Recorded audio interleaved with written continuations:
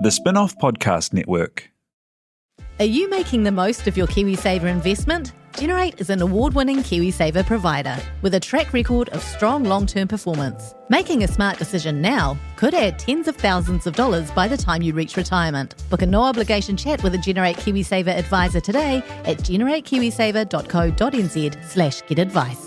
A copy of the product disclosure statement is available at generatekiwisaver.co.nz. The issuer of the scheme is Generate Investment Management Limited, and of course, past performance does not guarantee future returns.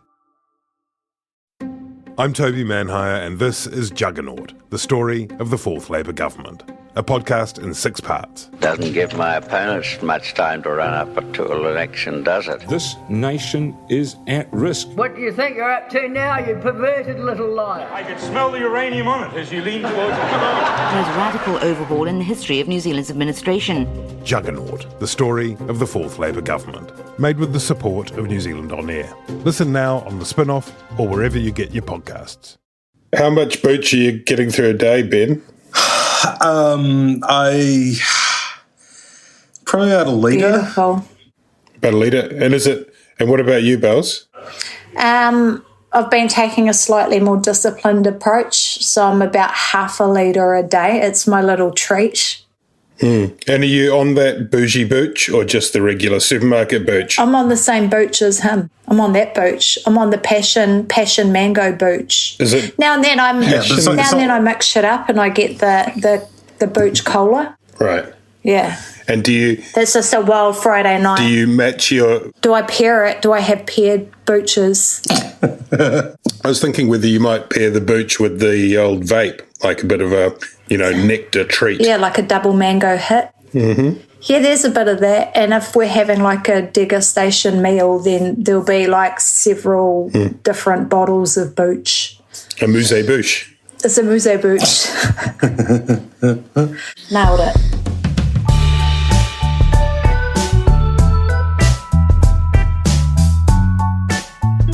Kia ora tātou, my name is Toby Manhire. This has gone by lunchtime. It's deep into the night of Tuesday, October 26, 2021. It's deep into the night of the Delta outbreak in Tamaki Makaurau, week 10, and at this point, we're all just walking around in the rain and the wind like extras in Night of the Living Dead, desperately clinging on to our picnic sets in the hope of some socially distanced human contact. Happy Halloween and tēnā koe Annabelle Meitha. Tēnā koe Toby Manhire. Tēnā tātou. How are you? I'm good. I'm basically the Steve Irwin of Point Chevalier now. Do you know this? This is true. And did you slay a crocodile? Kind of. You get stung by a jellyfish on Point Chev Beach. What? Again, very close. Stand on a blue bottle. Pretty close. So what happened was we found a pigeon in that lives around our house who had been shot through the neck with a dart. Whoa! But wait, there's more. Then I managed to catch it with an ingenious trap I invented. Yeah. And I took it to the vet, and the vet removed the barbed dart from its neck, and now it's going to live at the Bird Rescue Centre in Green Bay. She's been offered all sorts of interviews. The pigeon. The Hui's after her Sunday. Everyone's coming in. She's been offered sponsorship deals. Yeah. She's going to beat the bats to the Bird of the Year, the pigeon that survived the... Yeah. What is this? Where did the dart come from? Do you have any clue? I Googled it, and it looks like a dart gun situation that you have for hunting. It had like a big orange bobble on one side, and it was barbed. So during lockdown, someone's got bored and decided to very reasonably, shoot a pigeon through the neck. But I saved her, and I'm probably going to be on the next series of Dancing with the Stars, so I just wanted to share that with everyone. Well, I didn't expect it, but I feel like this podcast has just taken a sudden pivot towards true crime, and over the course of the next 8 to 10 episodes, we will uncover the Point Chevalier pigeon assassin. Ben, did anything remotely that interesting happen to you in the last week or so? No, I've got a few theories, though. I think that it was probably one of the jam needles that were, dropped by the Eagle helicopter on top of the anti-vax Oh my God, wait till Liz Gunn gets hold of this. Dropped over the domain on Super Saturday to try and get them over the 130,000 mark as Brian Tamaki congregated his flock. Nothing's happened. By the time people hear this, it'll be week 11 of house arrest, week 11 of doing the mahi on behalf of other New Zealanders. Initially, it was, I was like, you're welcome. Now I'm like, would any of you like to tag in, do a shift? Like, maybe any public servants down there just want to kind of fucking tag in for a bit. Well, I just read a column by Claire Trevette, the New Zealand Herald political editor, arguing that Jacinda Ardern should come to Auckland and spend some time here. Yep, we'll do a house swap. I'll go to Premier House just for the week, just to make sure no one steals anything. Okay. You have to do 5 days isolation. Clark can bring you a whole new house. He moves them around if you like. I could do some homeschooling with Neve. Oh, that'd be nice. She seems very nice. Hey, Tina Tiller is with us tonight. Oh my God. New Zealand's greatest renewable energy source, Tina Tiller. I don't even know if she's mic'd up. But we can see there she is. There she is. Oh, thank you so much, Tina, for reaching deep into the evening with us.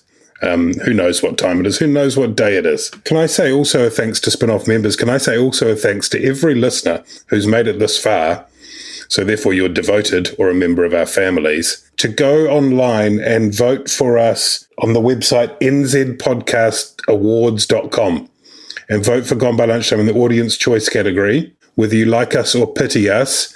It'd be really good because our self-esteem is on the floor at the moment. And Ben? While you're online, go to birdoftheyear.org.nz and do a write-in vote for Annabelle's mangy pigeon with a dart in its neck. The harpooned pigeon. Yeah, it really is that is like the new happy feet for the country, isn't it, Annabelle? The harpooned pigeon of Point Chevalier. Pfizered through its belly on Point Chevalier Beach. Hey, I thought we could start with a quiz. I love a quiz. Yeah. Just to mix things up. Do you want to go first, Ben? Sure. Yep. Okay, Ben, I'm going to read this out to you. You listening? Let's go. Okay. Quote, "The whole of health system will focus its resources, but can continue to manage primary care, public health and hospitals." Is that A, Alert Level 2, B, the COVID-19 Protection Framework Traffic Light System Orange, or C, Alert Level 3, Auckland Step 3? I think that's orange. Got it. Nailed it. Been paying attention. Well done, Ben. Annabelle, one for you. A lot of pressure. Okay. Quote, "Event facilities like cinemas, casinos and theatres can open with a limit of 50 people in a defined space, wearing face coverings and 2-metre physical distancing." Is that A, Alert Level 2, B, the COVID-19 Protection Framework Traffic Light System Orange, C, Alert Level 3, Auckland Step 3, or D, the Harpooned Pigeons Point Chevalier Guild? I don't remember her saying anything about the casinos, so can I go with A? Alert Level 2? Sure. Maybe. No, it's actually Alert Level 3, Auckland Step 3, which we may or may not get to, but it might also be Alert Level 2. I think Alert Level 2 might be more than that. But thanks for playing. I've got 10 more questions. We'll do those at the end. Alert level 2. Alert level 2 is like you can be at the casino, but it's only table service, which is really, one of those perverse incentive things. It's like you can come to the casino, but only if you're going to set up at the blackjack table for 18 hours and pee in a cup. Right. Right. I literally thought the answer to Ben's question was Andrew Little. I'm so confused. Okay. Well, this is it, right? So on Friday last week, brunch time, 10 a.m, in the banquet hall at the Beehive, we got the traffic light system revealed to us. We now have three systems, kind of. We've got the original gangster alert level system in most of the country, alert level 2. We've got the alert level 3 step system, which we are here. Those of us who are in Tamaki Makaurau have that. We're in alert level 3 step 1. And we've got the traffic light system, which isn't in place anywhere yet and is designed, of course, to incentivize and encourage and push with a bit of carrot and a bit of stick the move towards a sort of more, I guess, medium-term opening up strategy. How did you guys watch that on Friday morning? What did you make of it? Does it seem like a necessary, useful development or too confusing, Annabelle? Well, I'm kind of a fan of like a lollipop stick system. Oh, okay. You know, like a stop, go, and then the various levels are like the look you get from the person holding the lollipop stick, Yes. you know, like the church eyes, which means like it's all good, you can go out and party, or the scowly look, which means you can go but like don't talk to anyone.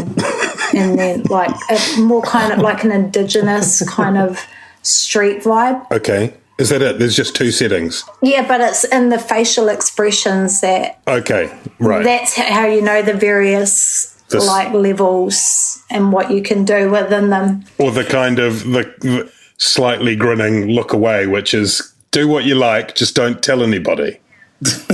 Yeah, or the stop, but with pukana, which means that you know not to like don't. Well, that means no masks, right? I think it's the opposite. All mask, if you like a sack. Surely if there's pukana, you're not wearing a mask, otherwise no one could tell. Well, just with the eyes. Oh, okay, right, yeah, gotcha. Not if, yeah. Ben, what did you make of it? It is a tricky thing to balance, right? Because obviously a critical component of it is that it folds in the vaccination target. We need 90% to be achieved in every DHB, although, again, there are a few variations there, and the Auckland can go there earlier if it's 3 DHBs get to 90, so can the South Island. But it not only does that, that's sort of that's the carroty bit. The carroty bit is that, and the sticky bit, the sticky stick bit is that vaccine mandates will be kind of sewn into the traffic light system. So, and we had on Tuesday afternoon the post-cabinet press conference, those mandates were amplified to the extent that all employees and retailers that operate under that system with the vaccination requirement for vaccination certificates, they'll need to be vaccinated too, etc. But now, retail is not part of it, is that right? I think. Oh, hospitality, I beg your pardon. Yeah. Hospitality, and which I think is, one of the issues is hairdressers. Yeah, a lot of it sort of seems, we are getting into that kind of messy sort of ad hoc grab bag kind of scenario that, pretty much every other country in the world has grappled with and we've avoided because of our somewhat elegant, if shifting, alert level system. But there was a cleanliness to elimination, and so that's sort of unavoidable to a degree, right? Yeah, like that's the idea right. that it can be, pure and simple and clean is impossible. Yeah. Now we've got real hard decisions, and on Friday, one thing I really didn't like was the language from the Prime Minister talking about, we will be allowing those people who are vaccinated greater freedoms than other people, as if these freedoms sort of spring from the government, I mean, the inalienable right to get a haircut could only be given to me and taken away from me as a free man by the Almighty, and he took it away when I was about 23. But it's not really, the role of government to sort of say that. Now, of course, there are emergency situations, there are pandemic powers, and you need to see sort of restrictions on your rights, on your freedoms, for the public good, for public safety. But I think, the rhetoric, and we saw it over the weekend, with poor old Dave Dobbin kind of, metaphorically starting a Twitter riot on Queen Street, that really doesn't accord with the way that a lot of people see their lives, that they're only allowed to do things if the government tells them that they can. It's sort of a Leviathan theory. Is that what you're seeing? A bit old, your old mate Thomas Hobbes. Well, yeah, I think they brought it back a bit better this week, in terms of talking about public safety, in terms of, limiting rights, people's rights being balanced. But, I think there is a serious problem developing, because essentially the basis of the traffic light system is that life will be made harder for you if you don't have the vaccine. Now, that's probably inevitable, particularly, say, large gatherings. But, we are creeping kind of towards de facto compulsory vaccination, which was something that people were told was not on the cards. The other thing, though, is that to me it all seems a bit like shadow boxing, in the sense that we only enter the traffic light system once every DHB in the country, outside Auckland, outside maybe the South Island, gets to 90%. Well, I mean, Tairāwhiti is not even close. Bay of Plenty is not within Kui. It's not clear to me that we'll get even, near 90% in those areas before what is, in reality, if not in terms of what the Prime Minister has sort of explicitly said, the drop-dead date of Christmas. The government signalled very strongly that come Christmas, it's every man for themselves, whatever the vax rate is at that point. Yes, and obviously there may be, whether or not the system can hold until then, I guess is a good question. Certainly, though, it feels a bit like it's hard to keep the team of 5 million going with all its kind of unity when you actually just need to use every possible tool available, including telling people that they are not going to be able to enjoy all of those freedoms. Obviously, the core ones remain, but basically, it's really critical to get vaccinated. Annabelle, one of the questions that emerged in the lead up to that traffic light framework was that a bunch of experts, public health experts, including Māori public health experts, were consulted. I think a group of 30 with the Prime Minister's Chief Science Advisor were involved, maybe others as well. And some of those people recommended, and reportedly some Māori members of Cabinet too wanted to see a 90% rate for Māori for vaccination rates, because, of course, it's a pretty blunt instrument, any number that leaves particular communities, even within particular DHBs, exposed. What did you make of all of that? Well, I think just on the vaccine passport, I think that while I see the logic of it, I think that there is going to be a cohort of Māori who, as tangata whenua, are offended by the notion that they will require a passport to move through their own country. Mm-hmm. In terms of the traffic light system, I think that obviously it's buying the government a bit more time. It's incentivising DHBs to engage with Māori. It's percentage-based as opposed to deadline-based, where it was, be vaccinated by X date, or it's every man to themselves. But the issue with it not specifying that it need to have a 90% vaccination rate for Māori is that Māori were the last out the gates when it came to vaccination, because our population is younger. So not only have they had a shorter amount of time to catch up and also live often in really dispersed communities, but they've also been exposed to misinformation for much longer, and it's going to take some time to work through that. Obviously the 120 million would have been helpful to have earlier, so that community groups aren't having to crowdfund raise on pages like Give a Little to reach into those communities.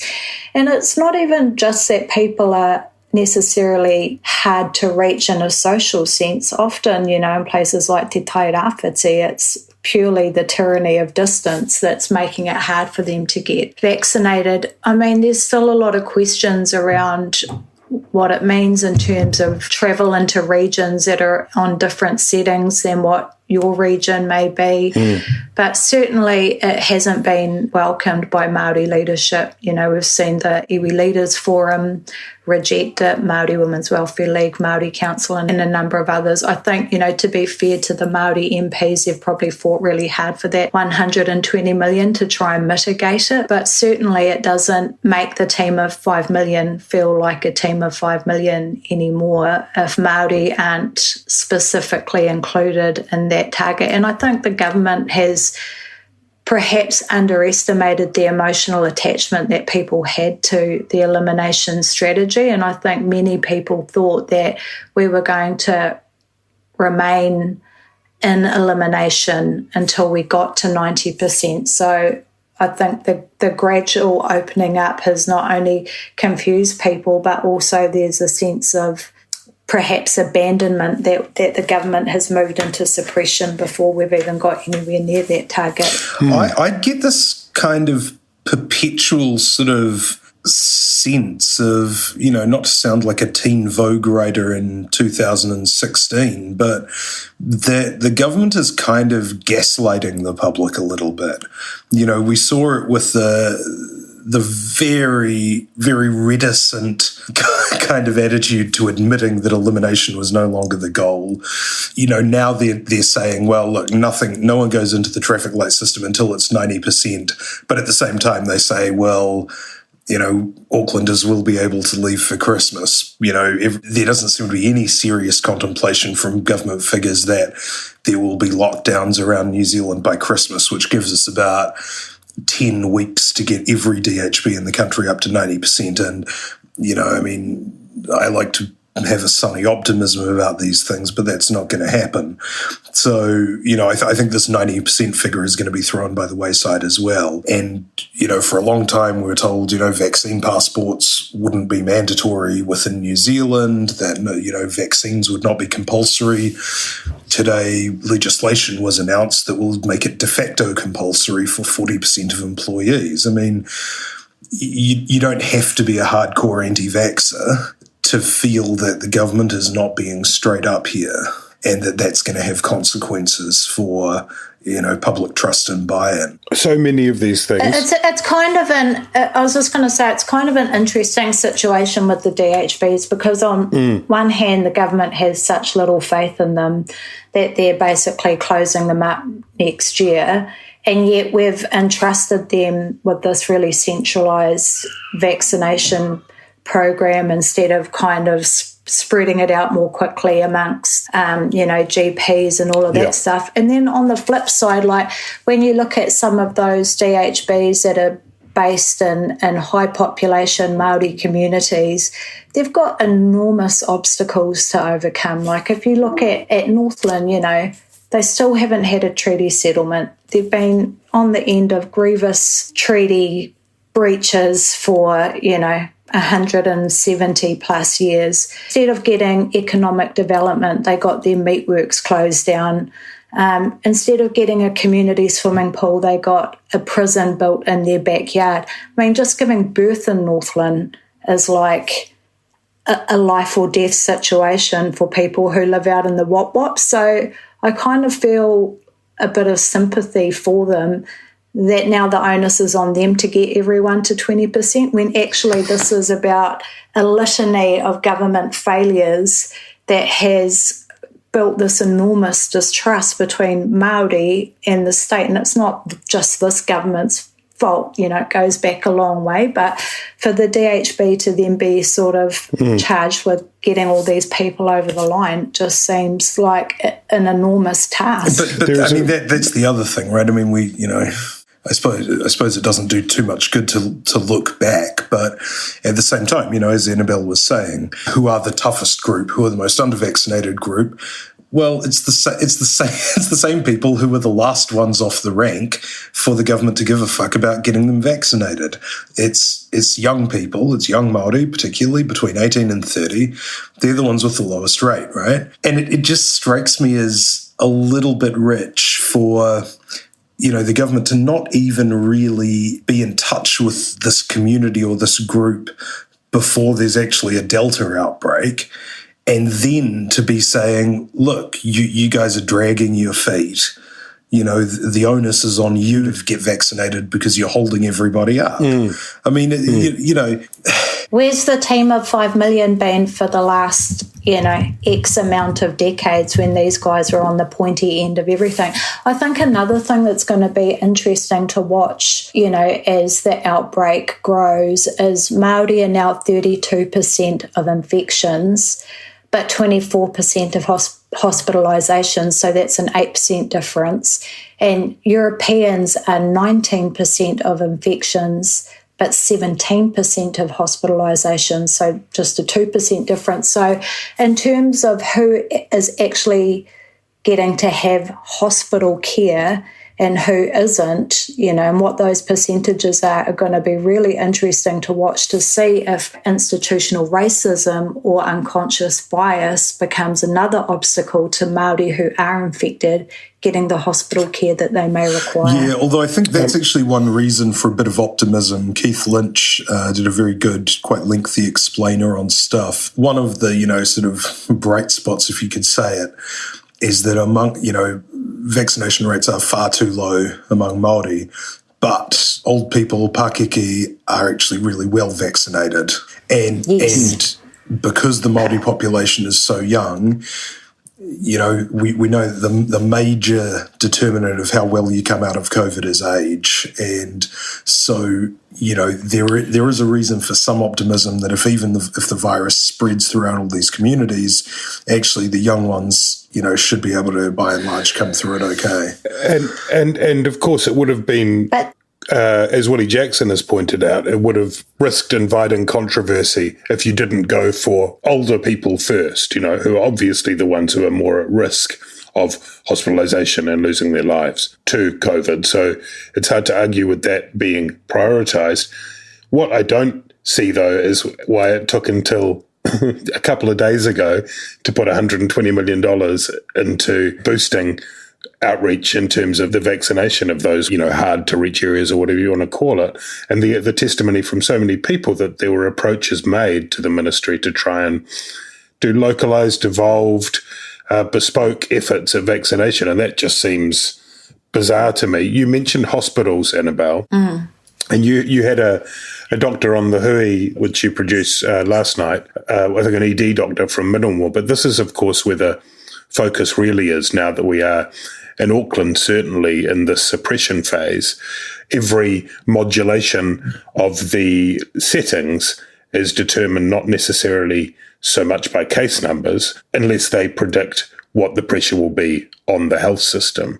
And as health expert after health expert, including those at the coalface, have told us, there is not a lot of slack in the system, right? I mean, this is a hospital that's sort of become the ground zero for COVID, particularly in South Auckland, obviously. And, up until a couple of years ago, it had sewage leaking from the walls. So it's pretty concerning to think how much of the load they're going to have to carry. But, we interviewed Dr. Enia Tomash, who is an ED consultant, and basically they struggle on a good day there. They're dealing with all sorts of stuff, heart attacks, strokes, gunshot wounds, and now COVID on top of it. So in terms of the health system, and this kind of leads into the argument about whether or not we let go of or we shorten MIQ stays, because, MIQ has sort of triaged our COVID cases that are coming through the border, and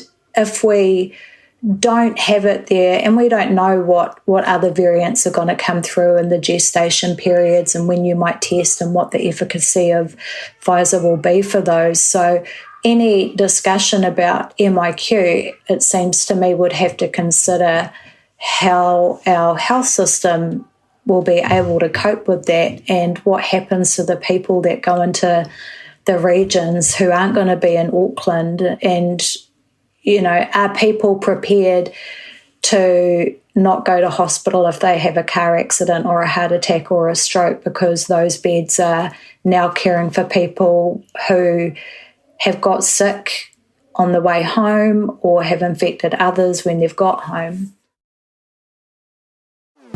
Talofa lava. I'm Madeline Chapman, editor at The Spinoff. If you have the means, consider supporting our high-quality journalism by becoming a Spin-Off member. Sign up now at thespinoff.co.nz/donate. Do you find it hard staying optimistic with all the financial news in the media? I'm Bernard Hickey, and on my podcast, When the Facts Change, I'm here to help you navigate the ever-changing landscape of economics in Aotearoa. So join the conversation every Friday on When the Facts Change, brought to you by the Spin-Off Podcast Network in partnership with KiwiBet. We didn't hear today about the MIQ changes. They were reportedly discussing that at Cabinet on today, which is Tuesday. And I think we're going to hear about that on Wednesday from Minister for Everything, Chris Hipkins, and whoever else. One of the quite compelling arguments is that now that we have more than 100 people who have tested positive for COVID, who are isolating at their homes in Auckland, it does at that juncture seem odd that people who are double vaccinated, have tested repeatedly negative for COVID, are then going into a quarantine facility, an MIQ facility, for 14 days. That is an inconsistent approach, isn't it? Yeah. Look, the MIQ system as we know it is on its last legs now. I wouldn't be surprised if, it's essentially scrapped before Christmas. Even today, Chris Hipkins was saying that, we'll probably get into the high hundreds of daily cases before things sort of tamp down again in the nation. If we're getting 500-600 positive COVID cases in the community each day, yeah, you're right. It seems insane to be, chasing down and imprisoning people who are double vaccinated, who have tested negative before they get on a plane with a bunch of other people who have tested negative. It's just a bad use of resources, if nothing else. And look, probably not before time as well. The days when we could afford to be, concerned about one case getting into the community, those days are over. So, it comes back to this idea, doesn't it, of elimination being this gloriously, comparatively simple system where you just have all your shields up and your, anti-aircraft missiles for COVID pointed outwards. And now you have all these different wheels moving and wheels within wheels, whether it's restrictions on MIQ, whether it's different areas, whether it's the different systems within that, whether it's the different testing regimes, whether it's the different rules for travelling. You mentioned Christmas earlier in the piece, Ben. A lot of people are looking towards Christmas. A lot of people have been told that they're looking to make that happen. But Annabelle, how does it work if everyone who has to, Auckland is bad enough getting out of the city in peace times, before Christmas, let alone if everyone has to stop and show their vax cert and their test result, even the pressure on the testing centres in the lead up to Christmas, or do we have a different way of doing it just feels like it makes me tired even just thinking about it, Yeah. I always like Auckland without the Aucklanders. So, I think just stay home for Christmas, go out. But that won't work because if they're all here, if everyone does that, Annabelle, maybe you don't need to cross the border. This is true. Yeah. The other thing, of course, this week is that schools are back to some degree, the top 2 years of the school, which on this podcast we call Form 6 and Form 7. I think that's our official style position. Indeed. And that pressure grows too, doesn't it? Because I don't know if, Annabelle, you have any children, but there are, a lot of parents are growing, a lot of kids are, really desperate to get back to school and see their mates. A lot of kids are missing those kind of rituals, but as well as the learning. Chris Hipkins is going to say some more about that, I think, too. But one of the things that's been interesting in Auckland is that a bunch of schools, when they were told you're reopening on October 26th, straight after Labour weekend, no, we're not. They said, no, we're not. And that seemed to me remarkable. Like, as I said, it's a really complex situation. Everyone is doing a lot of stuff, but I thought, I don't know, maybe it's probably unfair to pin this on Hipkins, but had they had the proper conversations? There's been a bit of time. It just seemed weird to me that Western Springs. No, Western Springs was always going to wag, right? Oh, come on. Come on. Don't blame. It was just one pigeon. The principal and the board of trustees at Western Springs would just be like, look, our kids learn just as much getting high in the park as they do in the classroom. It's a great school. Let's just... My children are alumni of Western Springs. How very dare you? But yeah, no, I think that actually I've heard of a couple of kura that have chosen not to open. And, the reason being that rangatahi, again, not all of them have had the opportunity to get vaccinated. A lot of them live in multi-generational households, and the sense is that for the well-being of the wider whānau, that it's better for them to continue with online learning, which I totally get. And if I had a kid that age, I've got kids older and younger, but I would have totally supported that. And then on the flip side, it's like, that's half it. That's, is it going to be another layer that those kids have to work through later on because they haven't been able to go back to class the way other schools and other places feel more comfortable to do so. Hey, just coming back to MIQ, can I say that I think there's a strong and growing feeling among Māori that, any opening of the borders really needs to be done not in consultation with Māori but in co-design with Māori. Because... what's that thing called, that document? Is that legal? The treaty. And secondly, because, Māori have a lot to lose. And,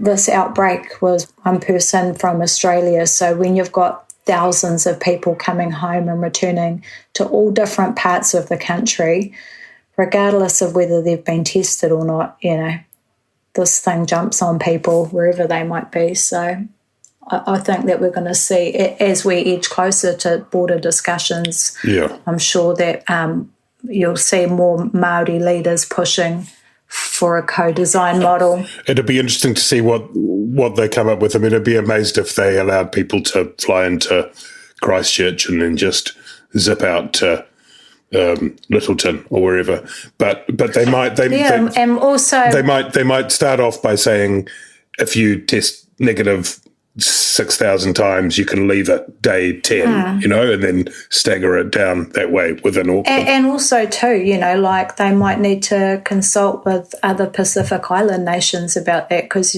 they may not be comfortable with having people that have an MIQ trying to jump over or... Hey, Ben. Yeah.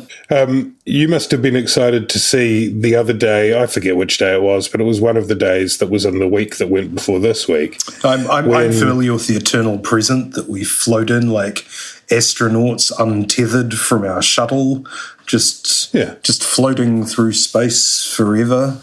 Without a sense of up or down. Flat surface. Time moving forwards. And two of your personal heroes, Judith Collins and Megan Woods, were on the stage there. There are a few others on the stage there. Nicola Willis was on the stage there. Who else was there? There was a whole bunch of them. It was like a supergroup, really. But it was the first time since John Key and Helen Clark in the late 17th century stood in the Beehive Theatre together and said no to smacking, that we had this bipartisan presentation on housing density and on pushing through reforms that will allow most people to put 3 houses and 3 stories, and just basically pushing through against the NIMBY tendency. Pretty positive politics. What did you, happy for you to speak on either or both of the substance of the policy or the politics of it, of having that cross-party accord. I think Matthew Hooton, my old friend and colleague, summed up the politics reasonably well in his Herald column, where he said, sometimes when I listen to the RNZ 9 to Noon, I imagine him listening to it. Does he listen? Do you think he listens to it and just sort of shouts at the radio? Do you think that's what happens? No, he doesn't. He doesn't do that. He's quite good at moving on. Oh yeah. Yeah. Sorry, you were saying? Not from Twitter. He has to get off Twitter. But your personal talisman, Matthew Hooton, said what? He said, a bipartisan announcement of a policy is always a sure sign that both parties have lost all credibility on the issue and are looking to salvage just some kind of draw from the matter. And he used as examples the now many years ago superannuation accord, which Labour and National signed up to after both absolutely shooting their credibility, going back on promises, smacking accord, which is one just widely unpopular, very widely unpopular position. Kids like it though.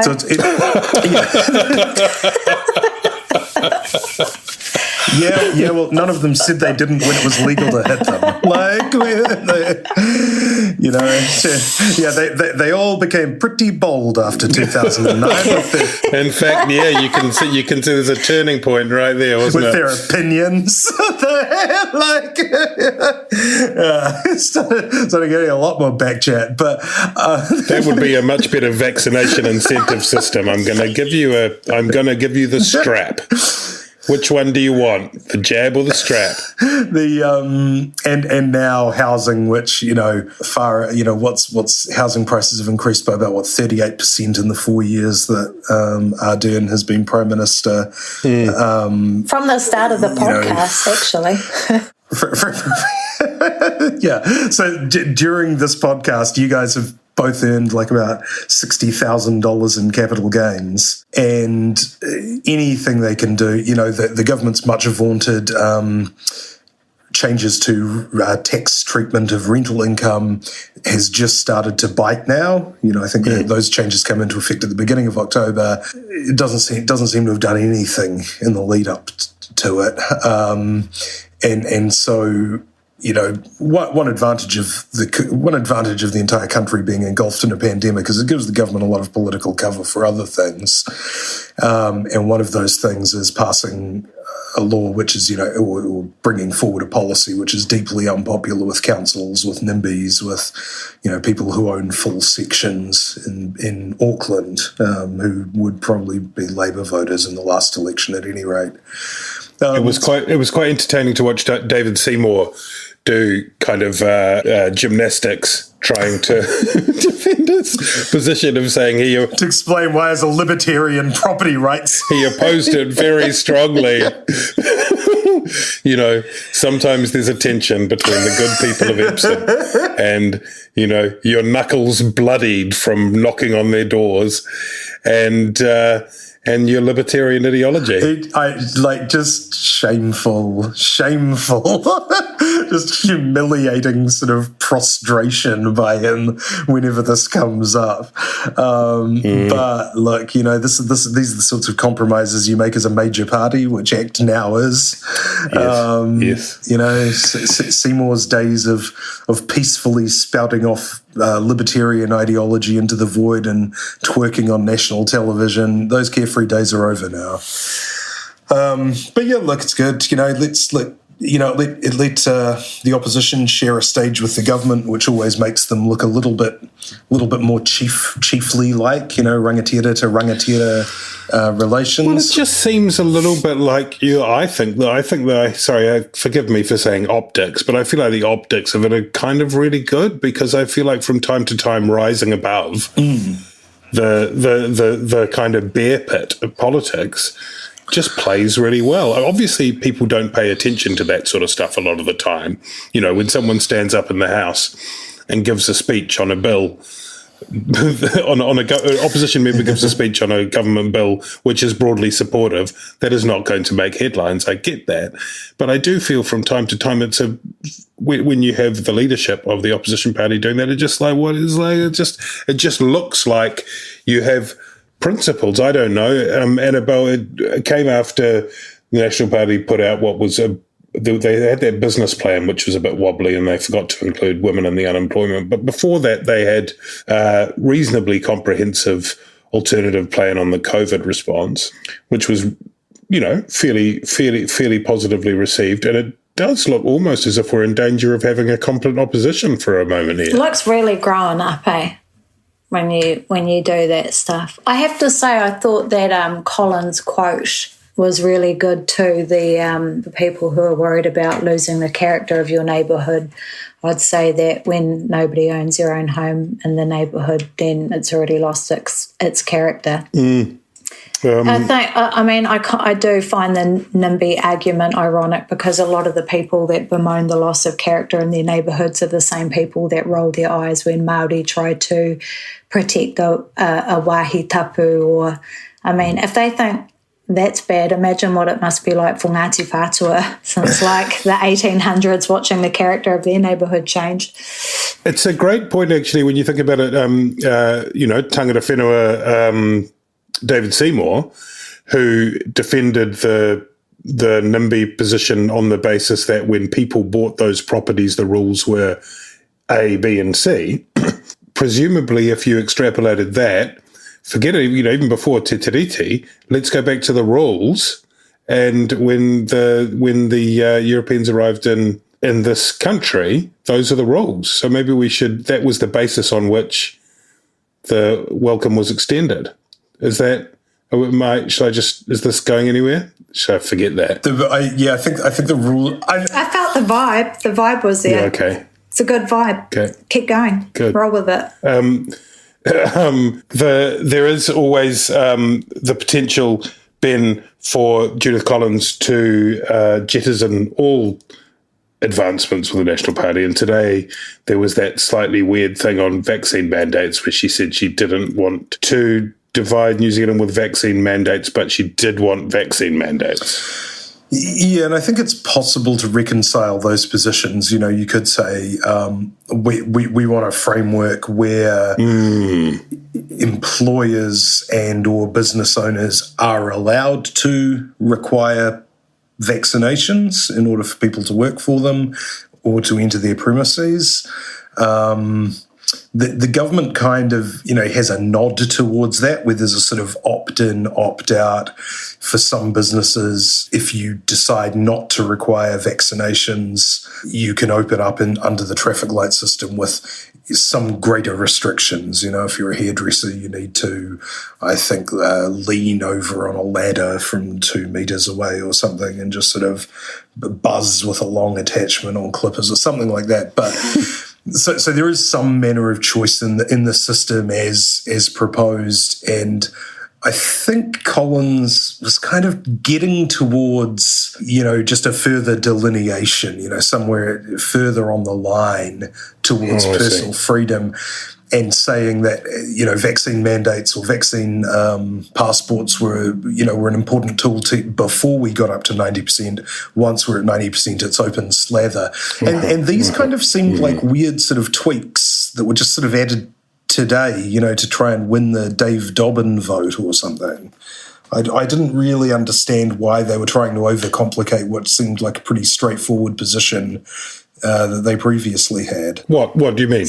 What? Who were? The government? The National Party. The National Party. The National Party previously said, we'll have vaccine. Well, I'll tell you why. It's because Judith Collins just said something. That's why. It wasn't a fancy further delineation or any of that claptrap. It was just she opened her mouth and said something. That's how it worked. Yeah, but often people say things because of things. I know it's not an ironclad law of politics. It just sometimes does happen sometimes. It does happen sometimes. There's always the possibility that there's a reason people say things in politics. We shouldn't give up hope, even on day 71.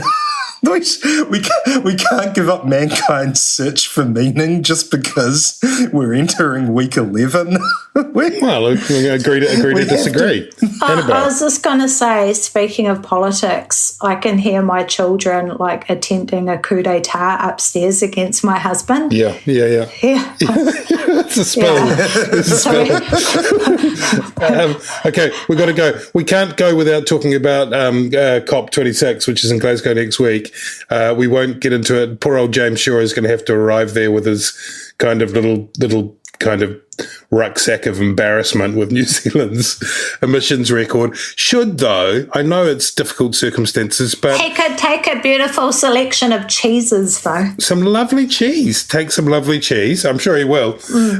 Annabelle, do you think Scott Morrison is going? Scott Morrison's going to go, despite everything, having put together some incredibly weird, circuitous deal with the Nationals over there. But shouldn't Jacinda Ardern, if it's her generation's nuclear-free moment, isn't it, despite everything, a place you just have to be? I think it's one of those situations where you're damned if you do and damned if you don't. If she goes, everyone will criticise her for not being here to front up about COVID when we're at a really critical part of the outbreak. If she doesn't go, people will slam her for not going because it is our nuclear-free moment. I actually think she needs to be here at the moment, my personal view. Good. Ben? Okay, we just need to get this. I was doing a ZB slot earlier today, and I held forth that it was totally justifiable for the Prime Minister to leave the country to go to COP26. And then I think Hayden Munro on the other end of the line was like, no, she's going over for the EU signing, the free trade agreement signing. And I have to admit, I didn't read the topics before the call started.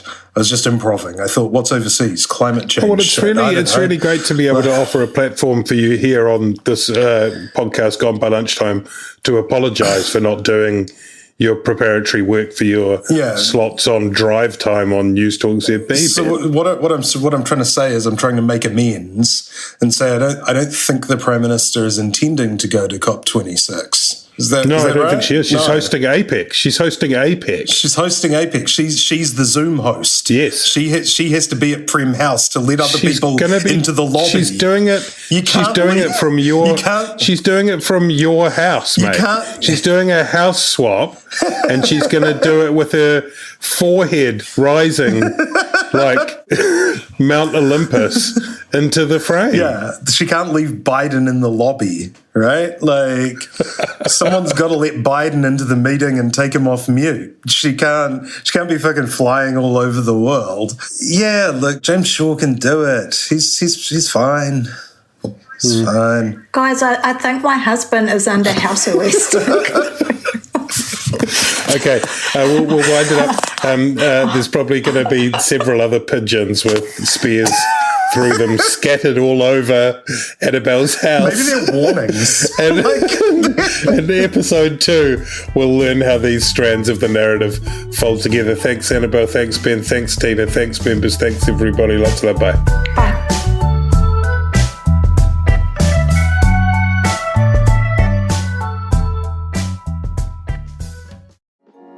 Kia ora, I'm Alex Casey, Senior Writer at The Spinoff. We wouldn't exist without the ongoing support of our generous members. If you're able to, you can make a donation at thespinoff.co.nz/donate. Kia ora, I'm Duncan Grieve, founder of The Spinoff. You can help us keep all of The Spinoff's award-winning journalism free for everybody by becoming a member today at thespinoff.co.nz/donate. The Spinoff Podcast Network.